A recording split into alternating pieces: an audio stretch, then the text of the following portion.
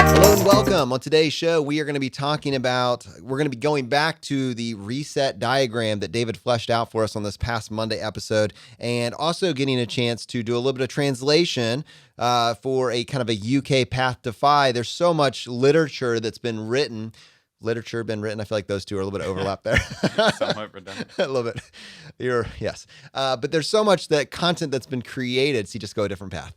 So much content that's been created for here in the United States for pursuing and reaching financial independence, the tactics, the strategies, the investment vehicles, and the retirement vehicles. All those things have been, kind of documented very, very extensively. And one of the common themes I see from our audience, which increasingly is an international audience, 70% of what you say is universal, applicable to my entire life. I love it. But the 30% or so or such, I have to translate, and I have trouble doing that. So, periodically when possible, I would like to, especially for some of the larger countries that are out there where we have large audiences, to be able to bring an expert in and have them kind of help us with the translation. David helped us with that. And Brad, we'll get your feedback on that. But first of all, welcome back. Man, you tackled the white whale in the vacation world. 20 days, one stretch. You've been gone from July 30th to the 20th, the 21st, the 20th of August. That is, people say, oh, wow, he's not retired. I would say when you can take 20 days off when you want, what's the difference? That is very, very true. Yeah, it's good to be back. It's kind of crazy, actually. We spent the last 3 weeks in Maui, and it was just a really wonderful family vacation. It was amazing, honestly. It was exactly what we had hoped for and planned for all this time. It was like living there. And I think that was actually what we were hoping for. So I think just like anything in life, you realize as you live it, what you're looking for. How can you be that 1% better next week, next month, or in this case, that next year? So for instance, last year we went to Scotland and England, and it was an amazing trip. We were there again 3+ weeks, but we moved around a lot. And every third or fourth day, some cases every second day, we were packing up and moving. And it didn't feel relaxing. It was wonderful. We got to see Scotland, but it didn't feel relaxing. So this year we said, all right, that is not what we're looking for. Let's test something else out, right? Jonathan, like we talk about experiment. And this was an experiment with a trip of ours. So let's test this out. Let's stay in one spot. Let's just pseudo live in Maui for 3 weeks in one place. We'll unpack. We'll put our clothes in a dresser instead of just living out of a suitcase, right? We went to the local grocery stores, and it was just like living there. And it was really great. Obviously, we did a lot of the tourist things. Naturally, we're not going to go there and just kind of live our lives and play Settlers of Catan 10 hours a day. But you did play Settlers of Catan, we played clarify. Easily 50+ times. Your wife is amazing at that game. Can I just say, oh, well, that's a sidebar for another day. But wow, she's good at that. Yeah, game. Not only is Laura good, but the kids are good. I mean, Molly at one stretch, our 7-year-old won 5 times in a row. So I mean, she's playing at an adult level on any table in the world. So anyway, long story short, really great vacation. Super happy to be back. Very rested now, and just feeling good. Well, while you were gone, I had a baby. You had a baby. We had a baby. My wife and I welcomed a little baby girl into this world. Her name is Reese. She was 7 pounds, 14 ounces, 20 inches long. She's gorgeous, man. Nice. And that reference, how did I ever have time for like a 9 to 5, really starts to have some clarity when you're welcoming a second child into the world. Yeah. Well, congratulations. Obviously, we were looking at our messages every single morning, Laura and I, like, is the baby coming today? Is the baby coming today? I was, just thrilled to see that picture. So, yeah, huge congratulations. I just met her a couple minutes ago, and she's adorable. And gorgeous. Yeah, just obviously life will change. It's not a linear thing when you get the second baby in the house, but it's fun. I think it's probably going to be a few years, Brad, before I will be able to take her with us on maybe a family trip to Maui. But if hopefully that's not your last time. No, it's certainly not the last time, Jonathan. That's for sure. And that's what's funny about the paradox of having all these options, right? Being financially independent and being able to do whatever you want with your life. I mean, we can travel anywhere and we can spend our time as we see fit, right? But Laura and I are already talking, is 2020 going to be another trip to Maui? It's going to be hard to pass up. Nice. All right. So we'd like to go with you. And I mean, I know while you were there, you got to meet a bunch of people in the local groups. And Yeah. Oh, it was so cool. They welcomed us with open arms. I mean, we had a meetup at the Maui Brewing Company, and I think they said they're a pretty new group. They haven't really had any big meetups, but this was the biggest one by far. I think there were easily 20 people wow. in the Maui ChooseFI local group, right? And Angie and Karen and Marcy, they were just amazing to me, giving me all this information. And anytime I had a question, they just would send back like thousands of words, literally, of information about like, oh, you should go on this hike, and this is the exact entrance. And it was just really neat. And then Kristen and Ryan actually did a Strong First kettlebell workout with me, Wow. which was awesome. She's a certified Strong First kettlebell instructor, I believe, and got to go to their house and hang out. And it was super, super cool, Jonathan. So Strong First kettlebell instructor. yeah. So if you've ever listened to the Pavel Satsulin episode of the Tim Ferriss podcast, which frankly I've listened to probably 5 to 10 times in my life, it's one of the best podcast episodes I've ever listened to. Wow. It was funny. I was talking to this guy, Ryan, at the meetup, and he's like, oh, yeah, my wife does kettlebells. And I'm like, oh, is that by any chance Strong First? And he's like, how the heck do you know that?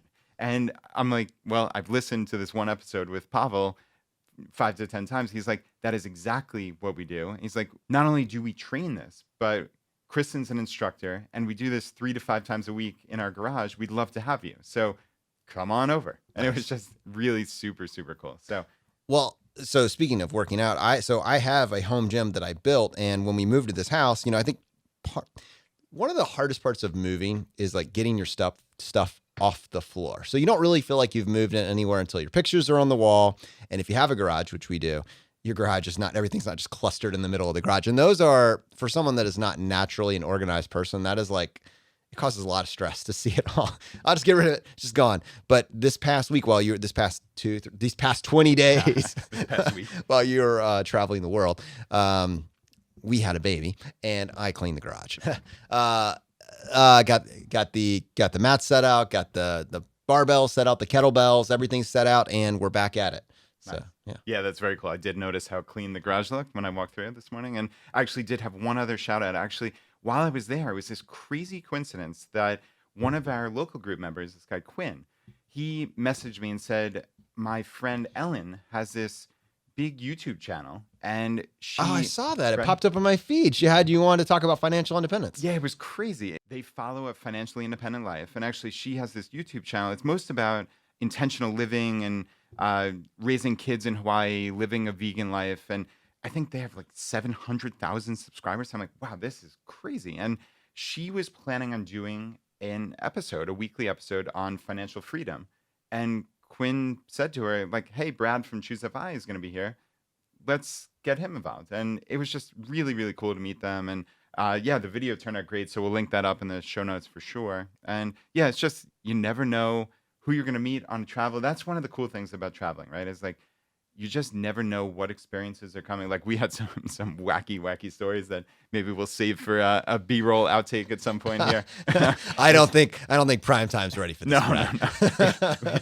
Breaking down in the middle of nowhere, like a Breaking Bad type scenario. Yeah, it doesn't make prime time, but yeah, it makes for some good stories. But you just never know. That really is the cool thing about traveling, is you never know what life experience you're gonna have. And I think that is one of the beauties of traveling, and why I love traveling the world and exploring new things and meeting new people and really showing the world to my daughters. Awesome, man. And I think what you've crafted for yourself is a life where your most precious, non-renewable resource, your time, you can dedicate to the people that are most precious in your life. And in your case, and many other people, it's your children, your family, your friends, your neighbors, maybe. I mean, your relatives. It's going to be unique to you, but it's pretty cool when you can actually allocate your time to those individuals. So I'm excited for you. I'm excited for us, what it means for us and our families. And it's pretty cool that we actually get along outside of this podcast, that we can do this stuff together. Yeah.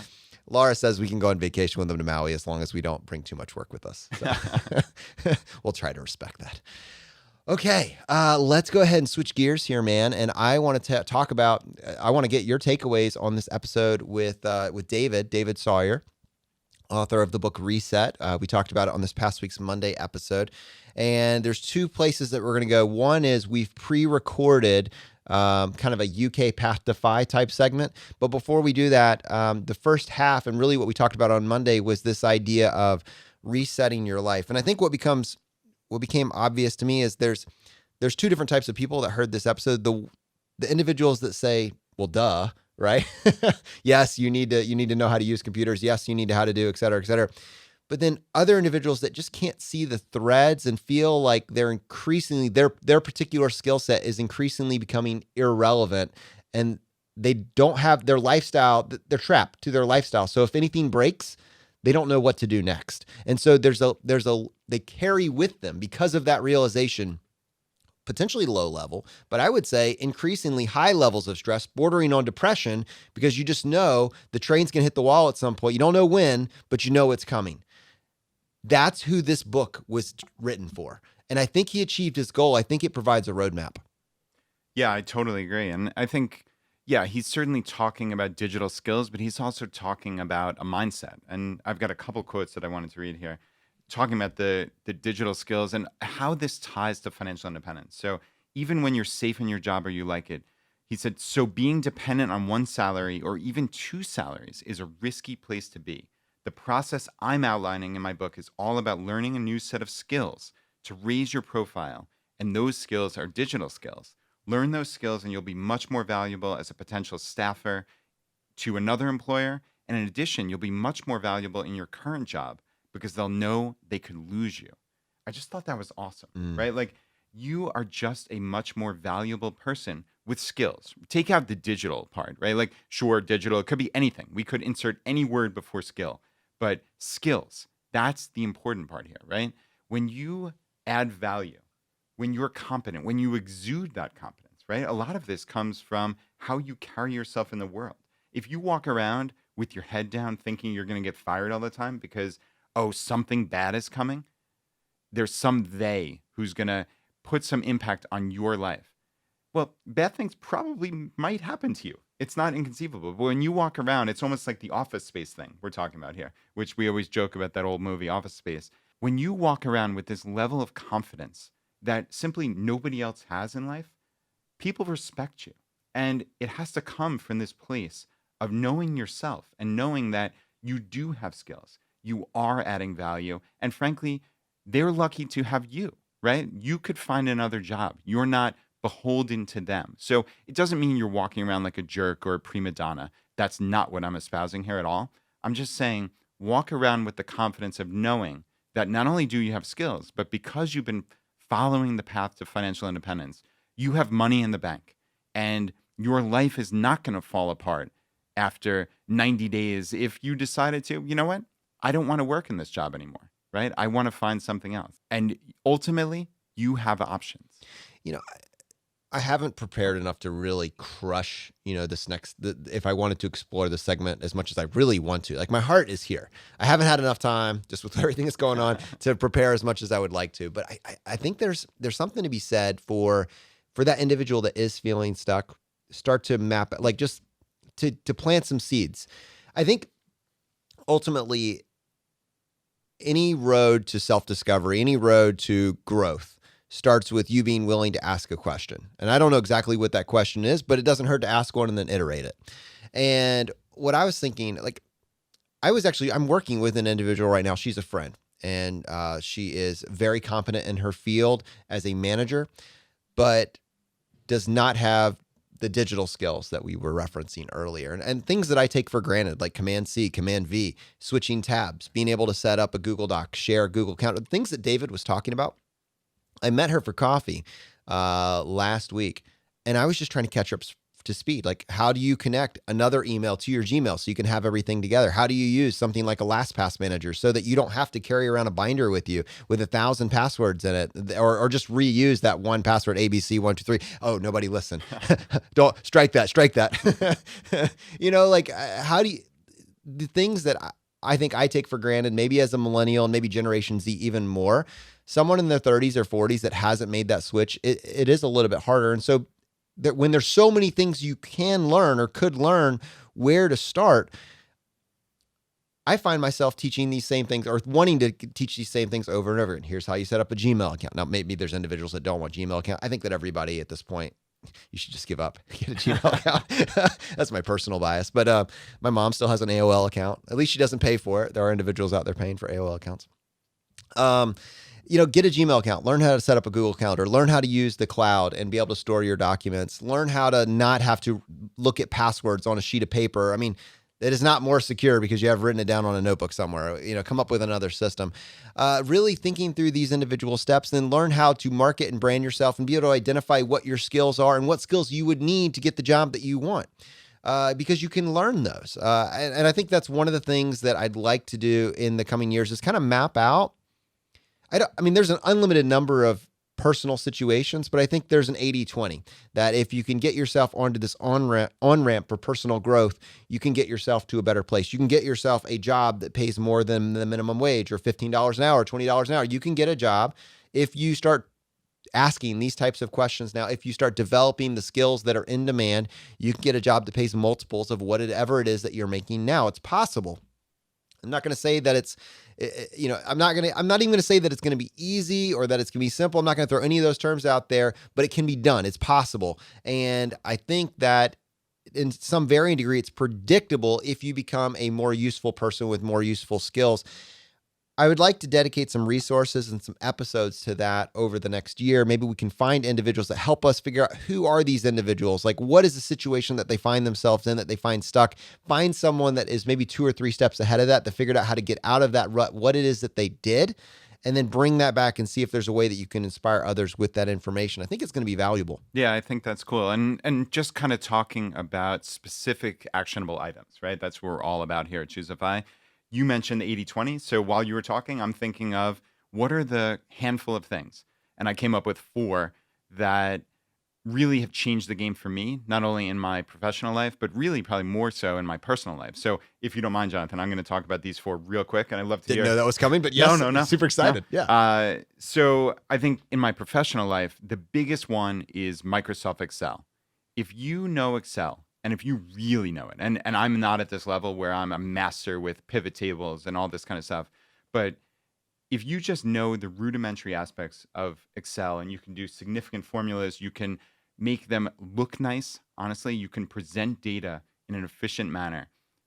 People need that. I know we actually, in my old accounting firm, we actually hired somebody to help us redo this behemoth of a spreadsheet that we had. And I forget what the guy got paid, but it was something on the tune of $100 an hour. That was $100 an hour because he knew Excel and the database software Access. So that was it. And it was this incredible job for him, right? We needed it. It was huge for us. And this guy was just a local guy. He wasn't from some national firm. He was just a local guy that we Googled. And he got paid, again, I'm not sure precisely, but it was somewhere around $100 an hour. So I know personally for me, just knowing Excel, I've created all the financial statements for my little small businesses in Excel. I don't use QuickBooks personally. I just use these Excel documents and I love them. I think they're really, really convenient. So again, for me, Excel is without question the number one. And I guess personally, we've talked about these a few times, so I won't go into them at length, but the 3 game changers for me have been Google Calendar and using a shared Google Calendar with my wife. As simple as this probably seems to many of you, it's one of those kind of aha moments for me and Laura that we know now what's going on in our lives. And, especially with ChooseFI and all the things we have going on with this, it helps her to see at a glance, oh, Brad's busy that day, right? Like, let's not schedule X, Y, and Z. So something like that has been a game changer. Todoist, obviously, I've mentioned probably 500 times on the podcast. We're still working on 500, Brad. Now, last time I counted, you were at 396. Yeah. You'll get there. They'll give you your plaque once you make it to 500. Yeah, really. Yeah. So, Todoist has changed everything for me. I have all of my life tasks, everything that's recurring in my life in Todoist. It's not in my brain anymore. I don't need to remember. It's in Todoist. And then the third one is LastPass, as Jonathan just mentioned. I don't need to reuse the same pathetic password anymore. I don't need to write them down. They're just in LastPass and everything's there. So what was the old pathetic password? Oh. No, you probably still use it somewhere. Yeah, This is my litmus test. I'm good, but I'm not that good. We were so close. All right. I would add on to that, but just because you said Google Calendar, it's important to point out, like, and this is kind of why I said Gmail. Having a Gmail account is what gets you access to all of those. So a Gmail account as well is an important thing. And then managing your contacts in one place and being able to set up a Google Drive. So you said Google Calendar, but being able to share files with individuals. You know, it's great to have Excel, but honestly, a lot of this stuff is team-based now. It's a collaborative process. If you are someone that can organize people and get people to work on a project or a task together, that is kind of this next level. So first is learning how to use them for yourself. Second is learning how to get other people to collaborate on whatever it is that you're working on, because that is a very marketable thing. That's something that you can talk about in a resume, in an interview. You know, it's just your ability to actually organize and move a project, a team-based project forward. And notice that all of that stuff, if you learn that skill, that can be done remotely. So increasingly, as you get this skill set, you know, one of the benefits that we talk about of being, I guess you could say early retired, but specifically, you know, financially independent, where you've designed a life that you can get excited about, is probably a piece of that is going to be location independence, which is why I think that while so many people, there's kind of, when you hear the word gig economy thrown out there, kind of has a negative connotation to it. And Nick True was talking about this a couple episodes back, where it's change, and change is sometimes scary, but it's coming either way. So how you react to that change is really going to be more important than whether or not the change happens. And if you have been able to craft a life for yourself where you have location independence, you have time flexibility, time freedom, you can take that, you know, 20-day vacation when you want to take it. There's a lot of benefits there. And so these skill sets that you just mentioned that I'm talking about, they free you from having to check in for a 9 to 5, right? They give you a lot of that. So it's certainly, you know, building this digital skill set is important. And I would say that even for the individual that isn't going to be like tech savvy, is going to go maybe a different route, is going to use maybe hands-on skills. I mean, you were kind of making the point, and I think it's valid, that it doesn't need to be digital skills that you're a master of, but it doesn't mean that you should ignore it, because even with the let's just use trades as an alternative to this, because it's probably the polar opposite, right? Your ability to handle these things is going to is probably more rare on the trade side of things. So your value will be elevated even further. If you can bring a little bit of these types of digital skills to trade work, it is going to set you so far apart on that spectrum that it's going to be unreal. And again, trades are another area where you're going to easily make above the median income if you learn that skill set. So it's kind of, again, this goes to talent stacking, right? This is what I look at. You have these disparate skills that it's hard to see the connections, but if you make enough of them, you start to see the threads that other people aren't making. And while it's hard to connect the dots ahead of time, you look back 5 years from now, you look back, you know, down the road, and you say, oh, I see how learning that and how I was able to, you know, put something together, craft this life for myself. And I don't understand why anybody else isn't doing it, because they weren't connecting these disparate dots. So with that, Brad, I thought maybe what we could do is go ahead and tee up David for this UK path to FI. What do you think? Nice. Yeah, let's do it. David, thank you so much for joining us back on the show today. You know, the reason that I wanted to do this is we actually have a fairly significant audience in the UK. And one of the themes that I see is, hey guys, I love your podcast. I love that you talk about mindset. I love that you talk about tactics. Most of it is something that I can immediately take action on. But I get stuck when you start talking about 401k and Roth and tax advantage strategies. Like, I just can't use that. And one of the things that struck me when I was reading this book is you described this painstaking process to translate that exact information because you couldn't find it. Absolutely. So I was reading hundreds of US blogs and reading all the books. But then, for instance, in The Simple Path to Wealth, when I got to the chapter on 401ks and that sort of thing, you know, I just had to skip, you know, life insurance, healthcare, power of attorney, what funds to invest in. I mean, that was the key. So yeah, I had to translate all of that myself. And that was what was holding me back, I guess, from really resetting in a financial independence sense. And I wanted to ask specifically about investing in funds. I know many of us here in the US, we buy total stock market index funds, and we make the argument that many of these US multinationals have significant international reach. So therefore, we don't necessarily need to buy international funds, et cetera. Do you find people making the same argument in the UK? Do Is it total stock market index fund for the UK, or like what type of funds did you eventually hit on? No, you'll find the opposite from people in the know in the UK. The UK ethos is investing in an all-world fund. So if you take it down to its easiest level, and if someone reading Reset wanted to do this, you'd get absolutely no argument from me. The fund I would recommend is the Vanguard Life Strategy 100 until you retire, at which point switch to the same fund, but the 80 version. Now, the UK market is only like 6% of the world market, but the Vanguard Life Strategy Fund has an overweighting, if you like, of 25% to the UK market, which slightly guards against things like currency risk. So the portfolio I'm suggesting, mainly because I feel it's interesting, you learn more about the stock market if you have a basket of funds, if you like, that sort of mimics that. And in addition, I can tilt as well to small cap and value stocks. So I recommend a portfolio, well, a core portfolio, if you like. You have 6 funds, which breaks down as 25% UK, 45% US, 13% Europe ex UK, Japan 7%, emerging markets 7%, Pacific ex Japan 3%.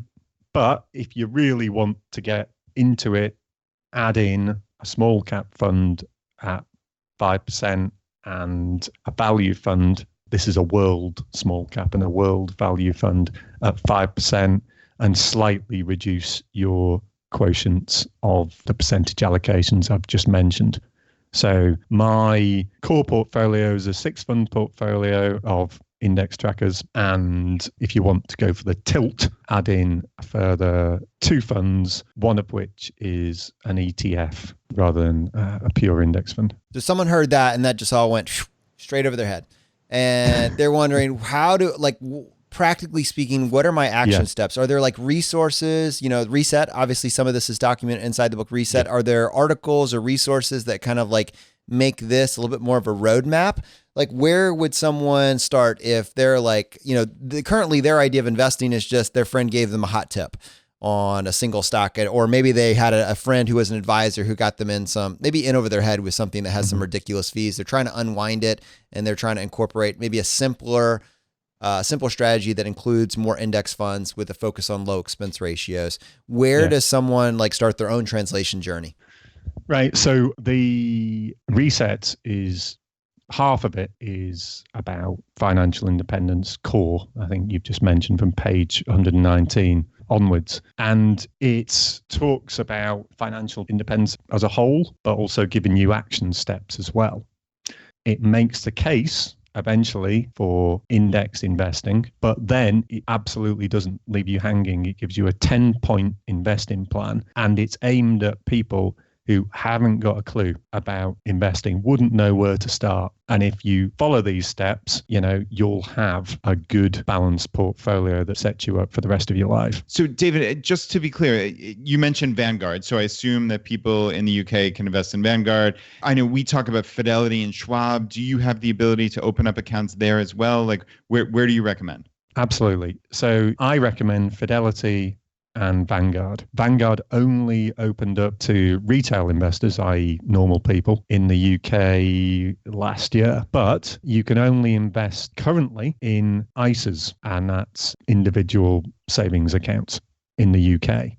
You can't invest in SIPs, which are self-invested personal pensions. Now, most people will want to be investing within these tax-advantaged wrappers in the UK. So I would suggest going with Fidelity and investing through Fidelity in the funds recommended in Reset, and investing in your ISAs and your SIPs. And then when Vanguard open up their SIP platform, which should be later this year, personally, I would recommend switching all of that over to Vanguard. Now, with Vanguard, you can only invest in Vanguard funds, but considering I'm a great proponent of Vanguard funds, I don't see that as a bad thing. Fidelity, You've got much more fund choice. You can invest in all Fidelity funds, all sorts of other providers, and shares, God forbid.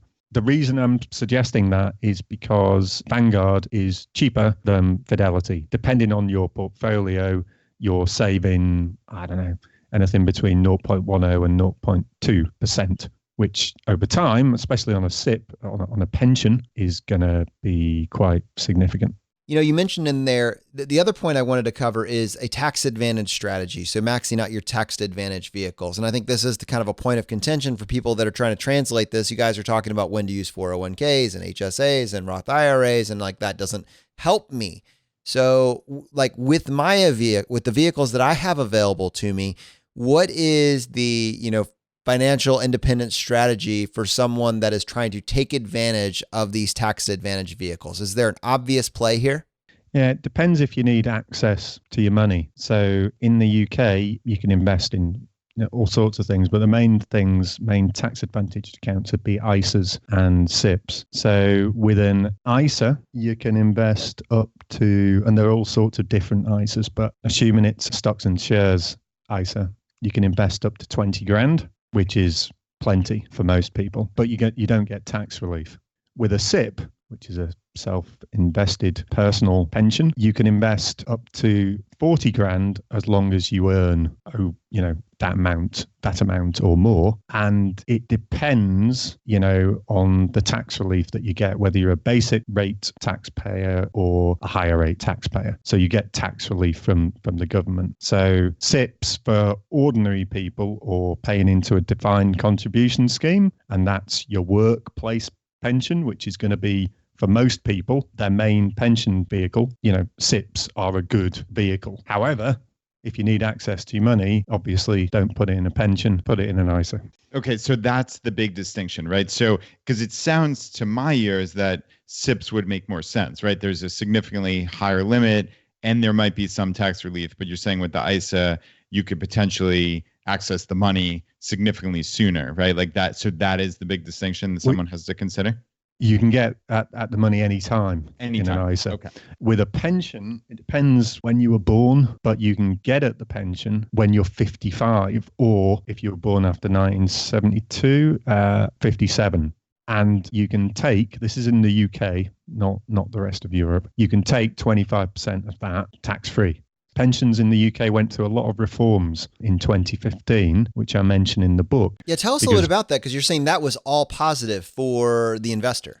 Yeah, so there's a lot to it, but the thing that was revelatory for me was you used to have to, because the government wanted to protect you, didn't want you having access and the freedom to do what you wanted with your money because you might blow it on a sports car or whatever. I think that was the thinking. You had to purchase an annuity, which gave you an income for life. And that could, you still get annuities, and that can work very well if you're going to live to the ripe old age of 100. But say you've not made the best life choices, or you've been unlucky, or whatever, and your life expectancy isn't that huge. It's it's not great. So it really made, in my mind, your money your own and gave control to you of your retirement planning. So I think it was a huge suite of reforms that the Chancellor brought in back then, and it's really changed the game for people in the UK planning for their retirement.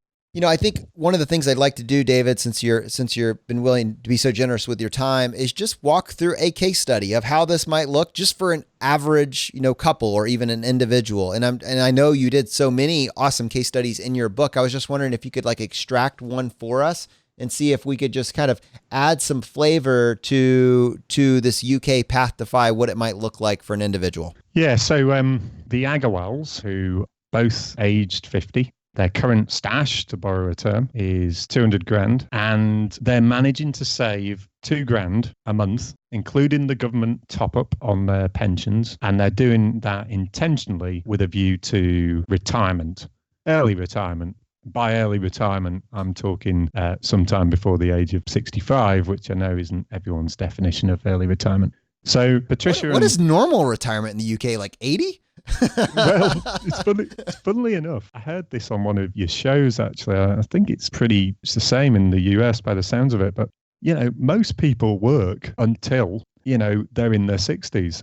And most people rely on their state pension. And most people at this stage in life, in their 40s, have very little in their pension scheme and very little idea of, well, they know they're going to retire and they'd love to retire early, but they don't have a plan for it. And without getting a plan and keeping on their spending levels and not saving and not investing, they are going to be retiring when they're 65 or 67, which is the state pension age now. All right, so let's look at early retirement in the UK then. It has to be said, most people in the fire community would not be looking at pre-67 as early retirement. I think it'd be 50s at the latest. But anyway, Patricia and Sunil, they had their 2 kids, Joe and Sky, early. The kids have left home now. And these 2 50-year-olds have reevaluated their lives and they've got a bit more, obviously a lot more. Kids haven't flown the coop. Disposable income. So they're both working full time and they're trying to make up for lost time. Sunil has quit his job and he's set up on his own, and they committed to saving this £2,000 a month for the rest of their lives. Now, it will take the Agarwals 13 years to achieve financial independence if their target, which is the target I use throughout the book, is £855,000, which at a safe withdrawal rate of 3.5%, which is the one I'm recommending for UK investors, means they'll have about 28.5 grand after tax to spend every year in their retirement, which should get them a comfortable lifestyle. Is that, so, I guess that would be a follow-up question. Like, is that a comfortable retirement? 28,000, kids are out of the coop. Like, what does that give you a middle-class lifestyle inside the UK? It does. So in the UK, there are 2 excellent resources for normal people wanting to find out more about their finances, amongst other things. One is Money Saving Expert, and that's sort of fronted by a guy called Martin Lewis, who's done more for financial literacy than anyone ever in the UK, I would suggest. And the other one is Which Magazine, which is the UK's consumer magazine. So Which did a study of their members, it's 2,000 and then 6,000, and they surveyed what would be comfortable lifestyle and what would be a luxury lifestyle. And this was last year. So they found that a luxury lifestyle would be 39 grand and a comfortable lifestyle would be 26 grand. So 28, 29 grand, depending on where you live in the UK. And if you're living in London, it's obviously going to cost you more. That should get you a good lifestyle, including 1 or 2 foreign holidays and things like that. A luxury lifestyle, you maybe get a yacht club membership, long haul holidays, that sort of thing, a few more bells and whistles. So someone wants the luxury lifestyle, fat fire. Like, what is the, if 855 gives you the comfortable lifestyle, what amount do you have in mind for that kind of luxury lifestyle? Oh, God knows. I'd have to. There's no upper limit. You can have as much as you want. Oh, well, man. I think if you times, let's just get the big button calculator out. Yeah, just sorry. Bear with me. Just 38 times 25, right? 39,000 times 28.5 equals 1,111,000 as opposed to 855,000. But of course, as you know, these figures are, you have to have a figure. Absolutely. And you have to be comfortable with your own safe withdrawal rate. But if the economy crashes, you can always get a job. There's so much flexibility. You could downsize your house, all sorts of things. So yes, you need to work to a figure, but if your mindset changes and you really embrace the concept of FIRE, you'll be a different person. You'll be more flexible and you'll be all on top of things like, sequence of returns risk and all that jazz that you need to be as you're coming up and in the early years of retirement. So yeah, have your figure, but it's not the be all and end all. And what comes to mind is, well, the U.S. Tax system can probably sound like the wild, wild west to someone across the pond. You guys do have some other advantages built in, like, for instance, like healthcare is not a line item on your budget. You also have some additional opportunities baked in when it comes to side hustles. I believe you have basically some tax advantages built in if you decide to do something like Airbnb or maybe just rent out a room, basically, to simplify it down. Isn't there some provision in your tax code where you can get up to, I believe, like $7,000 completely tax-free when you rent out a room? There certainly is. All covered in reset. Also, if you bought a house, did it up for a year and sold it again and made, 50 grand, 100 grand, you wouldn't pay any tax, any capital gains tax on that.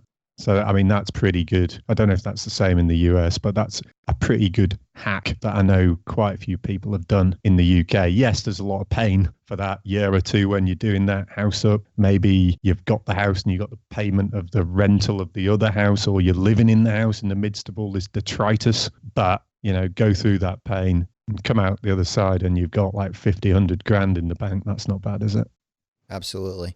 David, to our audience in the UK, they want to find more information. They want to basically, you went on this multi-year journey to translate this information.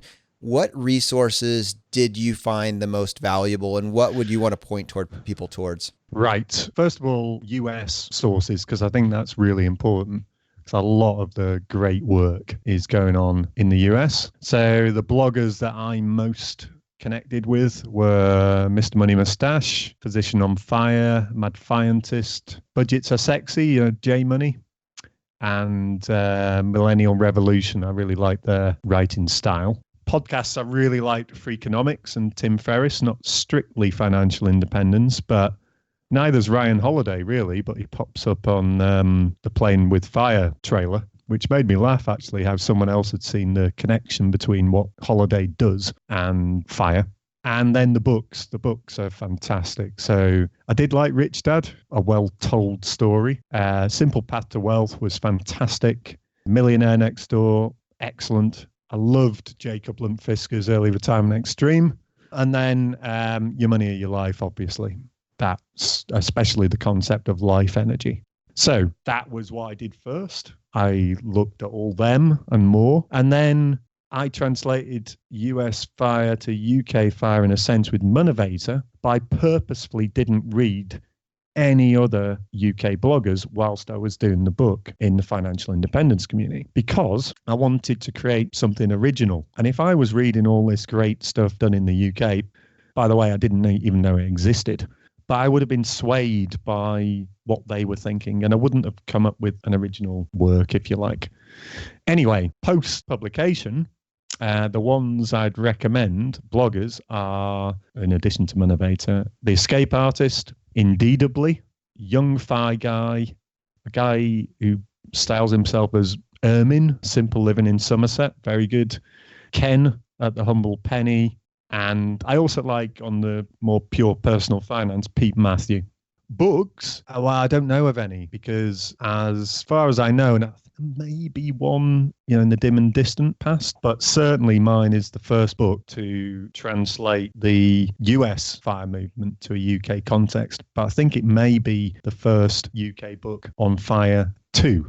And then to fill in the gaps, as I've mentioned, Which and money saving experts, Martin Lewis. Yeah, so they'd be how I would piece together fire in the UK, but also, just to finish up, get involved in some of the Facebook forums that, again, I didn't know existed. So there's some ChooseFI ones, but there's also Financial Independence London, which is probably most active one, and I've got to know a few people through that. And if you've got a question, whether you're a newbie or an expert, you can just fire in there, and it's quite an active forum, and you'll get the answer to your question back quite quickly. Very encouraging community.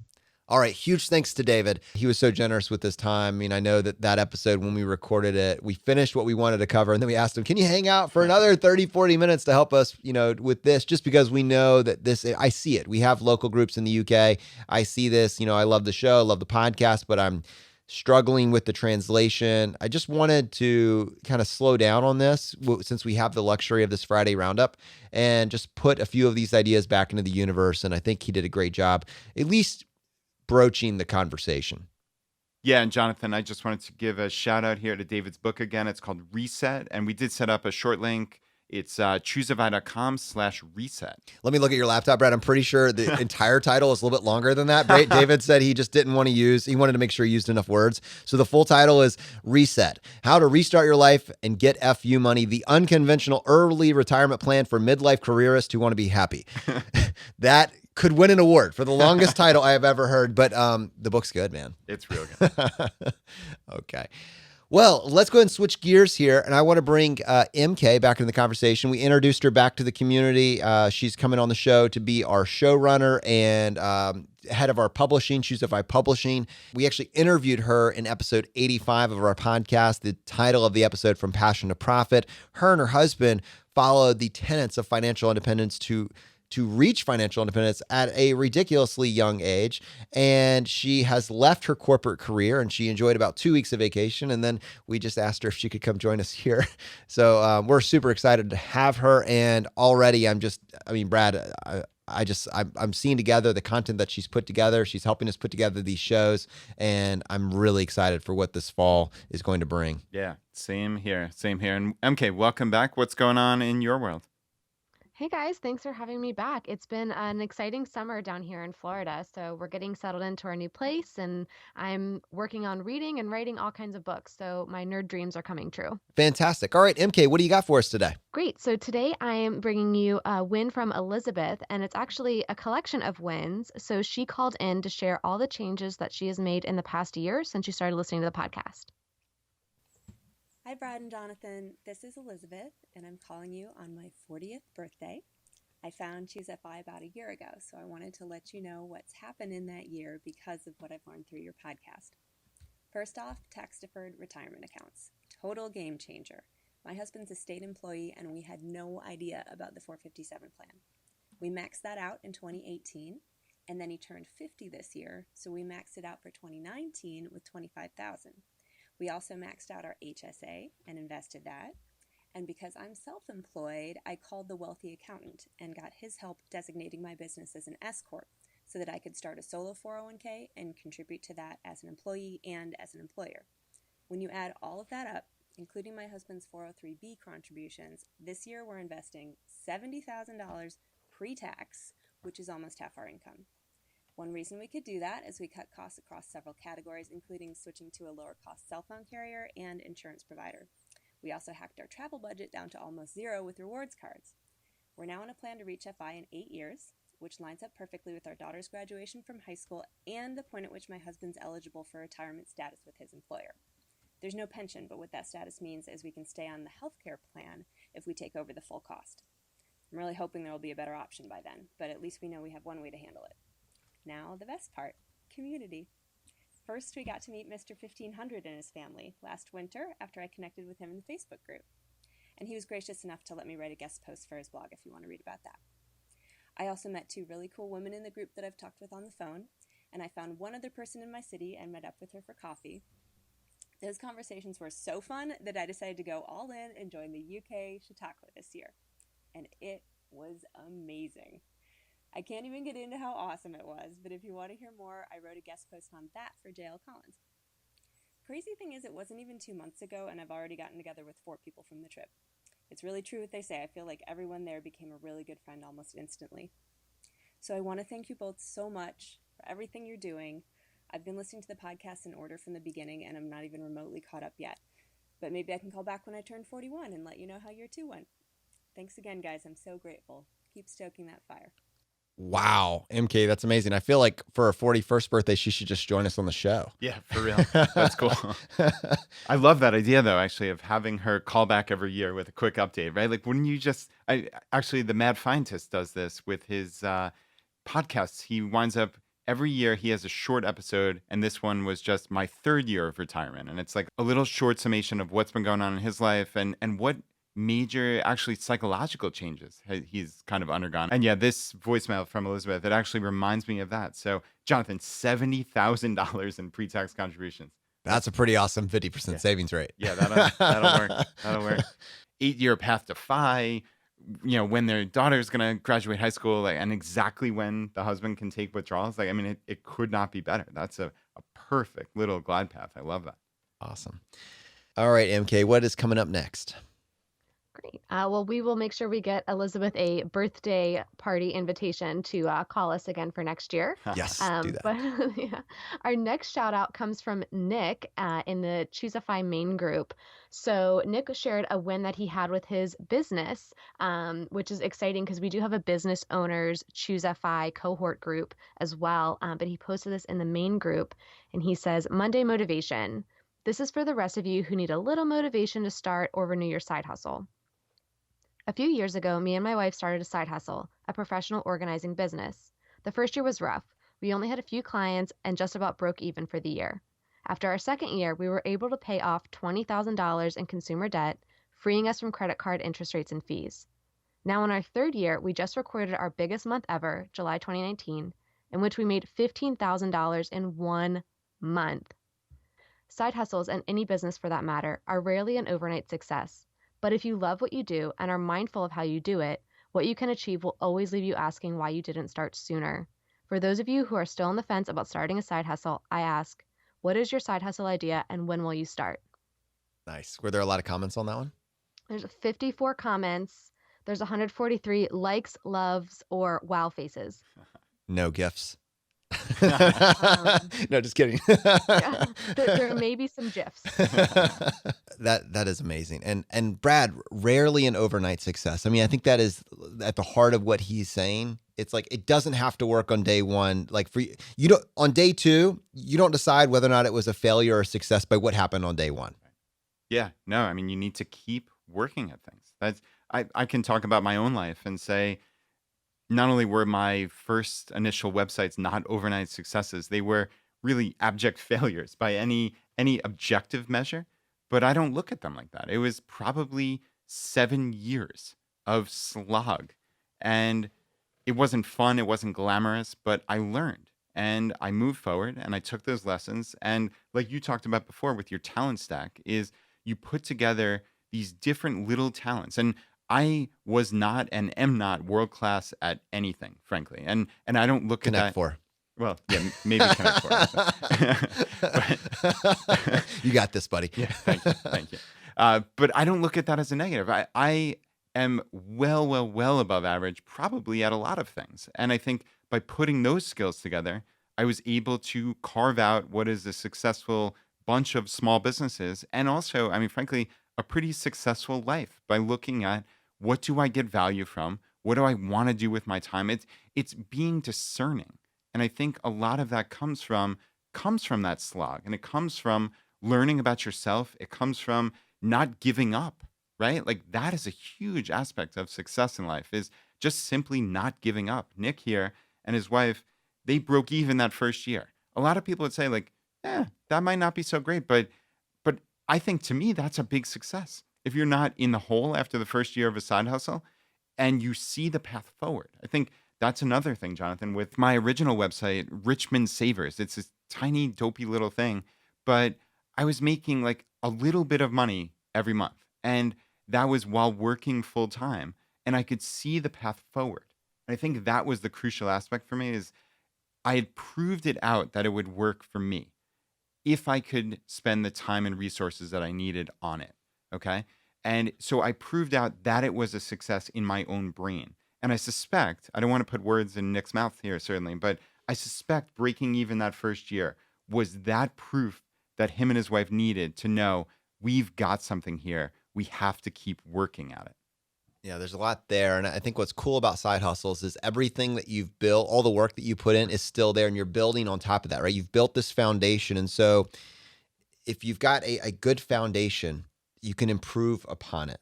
And, you know, he was an overnight success 10 years in the making, right? I mean, I think so many of us look at anybody in any particular field and say, wow, they've got it. But you're seeing the now, you're not seeing the work that they put in behind the scenes. So then the other thing that you said there, Brad, is don't give up. So how do you not give up? Well, in a vacuum, without feedback, without encouragement, without motivation, without ideas, it can be difficult. It's a slog. And I think hopefully what we're trying to do with this show is just encourage you not to give up. Don't give up on your financial goals. Don't give up on your creative goals. Don't give up on designing a future that you can get excited about. And whether that be tactics, strategies, whether or not it just be encouragement, motivation, and a pat on the back, you know, that's what we're here for you twice a week. You know, that's what we're trying to do with this show. Great. And I know for me, that was the same experience I had with my business. So it's so great to share that Nick's seeing this too. He's trying to motivate others. And I think that's the wonderful part of this community that we're building. So speaking of our community, we have some really great updates from our local groups. So we have 2 new local groups, South Denver in Klamath Falls, Oregon. So welcome to the ChooseFI community, guys. And so our ChooseFI Los Angeles group, they will still have their regular meetings, but they're going to start organizing a blogging mastermind group to meet with the intent of making it a monthly event. So their first meeting is going to be on August 27th. So if you're in LA, you're part of the local group, or you're thinking of joining the local group and you want to know more about blogging, and just like Nick did, starting out for that overnight success in 10 years with blogging, check that out. Awesome. And that actually ties to what David was talking about as well in this past week's episode. I mean, one of the ways to really hone and sharpen those digital skills is through the gauntlet of starting a blog. And yeah, David said he thinks that starting a blog is a great entry point to prove that you have a skill set. I mean, frankly, it doesn't have to be a blog. I think in this case, it really is the easiest way to get started. I mean, David said his email newsletter and his blog gave him the confidence to write the book because he was able to experiment, right? He was able to find his voice. And he said that voice is not applicable for everybody, right? He talked about finding his particular audience and he honed in on it. And I thought that was the cool part of it. Yeah. And actually, he used different verbiage for something that I've said in the past. Take a perceived weakness and reframe it, if not as a strength, as an opportunity. So what's a perceived weakness? Well, nobody knows who I am. Nobody's reading my content. How did he reframe that? What a perfect opportunity for you to hone your craft. When nobody is listening, you can't get anybody to read it. You can learn how to write. You can learn how to structure your website. And then by the time that people do find you, you have a little bit of confidence about you. You have a little bit of practice. You've done this before. You're building your skill set. So there's a lot of good stuff there. Yeah. And Jonathan, since we mentioned the local groups here a number of times, and MK mentioned the ChooseFI cohort group, anybody who wants to join their ChooseFI local group, just head to choosefi.com/local, and it'll take you to the list of 200 plus ChooseFI local groups around the world. All right. Now, I know one of the things we wanted to mention in this episode was Fincon, Brad. We got Fincon coming up in September, and it's an event that we talk about a lot. It is a conference for people that are talking about personal finance and their chosen media, whether it be YouTube or podcast or blogs, websites, etc. People from all over the world come to this event every year, and I would say increasingly it's kind of like something that we map our calendar around because we get that much value out of it. MK, we made some plans this time around for our community because so many people from our community are actually going to be at this conference with us.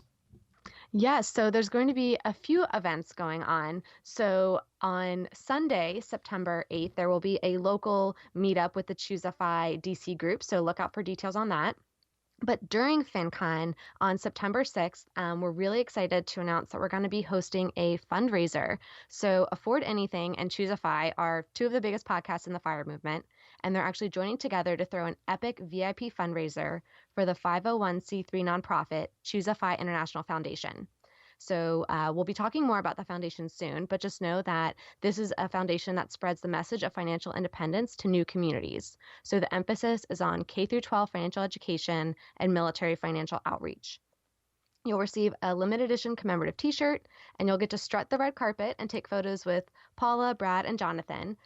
So this is going to be a great event to go to. It goes for a great cause. So tickets are extremely limited.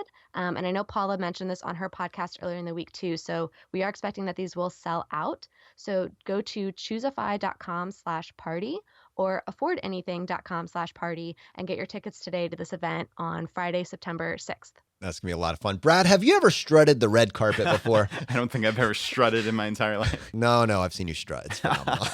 No, but seriously, like this is about the ChooseFI International Foundation. We're going to be talking about this in a couple weeks, so you'll definitely get all the details there. But we feel like the universe, for whatever reason, has handed us an opportunity to make a lasting impact, potentially to transform, the reach of financial literacy for the next generation, and hopefully to some varying degree for this generation as well. I think when we started working with Ed, one of the things that he made very clear is that as a, for-profit company, as just a Brad and Jonathan's, company, we could only go so far. But as a nonprofit, we could reach where, the ChooseFI podcast reaches people that listen to podcasts, which is a very self-limiting, population. But if you want to reach people that need this the most, the underserved, you're going to need to do that in a different capacity. And I think that is what this foundation is all about. Yeah, I mean, Jonathan, this is the biggest thing we have done to date. And I think it really is the project that we're going to spend our entire lives on. And I think that is what the foundation means to us, frankly. And this is the launch party for the foundation. So yeah, it's Friday, September 6th. You don't have to be attending Fincon. If you live in the DC area, or as Jonathan likes to say, within a 6-hour drive, Just a quick 6-hour drive. we would love to have you here. So this is a fundraiser for kicking off this foundation. And we genuinely think that this foundation can make a significant dent in the world and can bring this knowledge of financial independence that all of us share. This is not about Brad and Jonathan. This is not about the name ChooseFI. This is about spreading this message and taking this community that we've all built together, right? 200 local groups. That's not about Brad and Jonathan. That's about the people in Edinburgh who are getting together for a meetup, in Maui, in Sydney, everywhere across the world. It's about you. And taking all of those people and coming together for a common cause. And that's what we believe this foundation is. So that's why we're spending time raising money for this. That's why we're spending time putting together this curriculum that our educators group have spent nearly 2 years on. So we can get this live in schools, so we can get this live at military bases across the world. And who knows where it's going to go from there? That's the beautiful thing is, Jonathan, we are at the outset of this. We have no idea where it's going to go, but I can tell you, we have an incredibly talented and dedicated set of directors of this foundation, amongst which Paula Pant is one of them. And we are just so excited about launching this. We're excited about having you join us. So yeah, as Jonathan said, ChooseFI.com/party. All right, my friends. Unfortunately, I think that's going to bring this episode to a close. Now, as you know, we like to finish every episode, or at least every Friday Roundup, by doing a drawing for a copy of a book that we have found useful. There's 3 books that we offer. The first is J.L. Collins' book, The Simple Path to Wealth. The second is Dominic Cortuccio's book, Design Your Future. And the third book from Vincent Puglisi, Freelance to Freedom. If you want to enter the drawing, all you need to do is just go to ChooseFI.com/iTunes, follow the instructions there, leave us a short written review, and then send us an email to feedback@ChooseFI.com, letting us know that you left a review and what screen name you left it under. We give away 1 book for every 5 written reviews that we get, and we announce the winner on the Friday Roundup. So MK, how many winners do we have today? So today we have 2 winners, actually. So the first is from James. So he says, I binged this entire podcast in 3 months and gained a ton of insight. I already knew a lot of the basics, but the more I listened, the more I've been able to optimize and fine-tune my FI plan. The guests are interesting and creative and help you start analyzing and improving your life. Thanks to them, I gained access to a great community and have benefited greatly from a large group of extremely smart people. Keep up the good work. And MK, the second winner, I believe, is Megan on Stitcher. Megan says, life-changing. For the first time ever, I now don't feel so isolated. My husband and I have never felt the need to be flashy or live up to any standard. Our friends live on perpetual credit and can't relate to our lifestyle choices. I stumbled upon ChooseFI when I saw Brad present at a webcasted event. I am so glad I did. I have learned so much from their amazing podcasts. My husband and I now have an achievable goal to work towards, and a huge thank you to Brad, Jonathan, and their guest speakers for helping us move towards this goal. You know, Brad, I love that on these reviews, how many people say that the content for them has been life-changing. Like the subject line, life-changing, shows up hundreds and hundreds of times. People saying this information, this idea, this framework for my life has transformed it. I can't unsee it. It's that powerful, and I think that is why we feel so compelled to. It's not easy making 2 shows a week, 2-hour-long shows a week, bringing this content together. You know, it's not easy, right? But it's worth it. It certainly is worth it. And yeah, it's not easy at all, but man, yeah, coming back from vacation and having a recording session the next morning, it's not easy, but man, does it feel good to be back here, back doing what we love doing, which is putting the show together for our community. And it's all about the community. All right, my friends, the fire is spreading. We'll see you next time as we continue to go down the road less traveled.